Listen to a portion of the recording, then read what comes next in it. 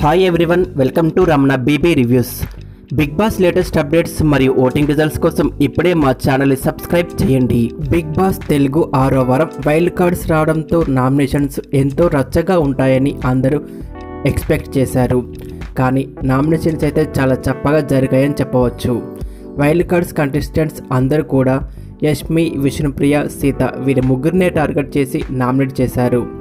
నామినేషన్స్లో వీళ్ళు చెప్పిన పాయింట్స్ కూడా అంతగా కరెక్ట్గా లేవనిపించింది.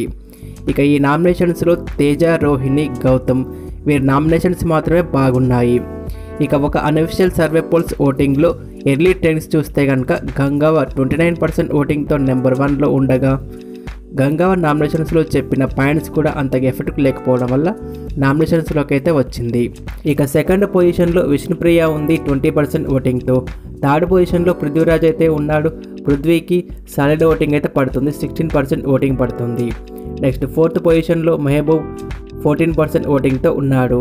ఇక లాస్ట్ 2 పొజిషన్స్లో వైల్డ్ కార్డ్ కంటెస్టెంట్ చేత టార్గెట్ చేయబడ్డ యష్మి, సీత అయితే ఉన్నారు. వీరిద్దరికి కూడా లిస్ట్ ఓటింగ్ పడుతుంది. యష్మి 14% ఓటింగ్తో నెంబర్ 5 పొజిషన్లో.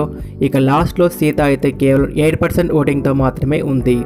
Unofficial survey poles voting early trends ప్రకారం యష్మి, సీత వీరిద్దరు కూడా లిస్ట్ పొజిషన్లో ఉండగా డేంజర్ మాత్రం సీతకే ఎక్కువగా ఉంది.